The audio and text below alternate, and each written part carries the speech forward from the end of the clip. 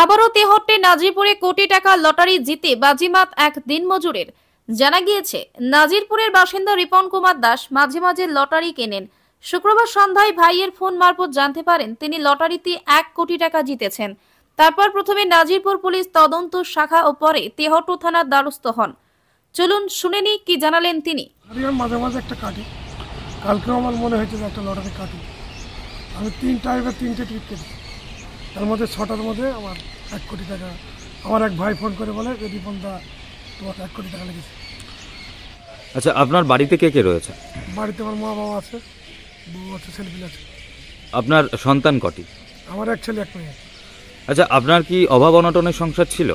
আমি মুটে কেটে কাজ করি। কিসের কাজ করেন? লেবারের কাজ করি। আচ্ছা, মানে লেবার খাটেন, তাই তো? লেবার খাটি। এই যে এইটার টাকাটা পাওয়ার অনুভূতি কেমন? টাকা পেলে কার না ভালো লাগে? 1 কোটি টাকা পেলে কার না আনন্দ হয়? সেরকম আমার আনন্দ হচ্ছে। পরবর্তী কি করতে যাবেন এই টাকা নিয়ে? দেখি, ব্যবসা করার চেষ্টা আছে। আর কি কি করতে চান এই টাকা নিয়ে? পরিবারের অভাব যদি ঘুচে যায় সেরকম একটা চেষ্টা করবো ব্যবসা করার। আপনার নাম? রিপন কুমার দাস, বাড়ি? নাজিরপুর।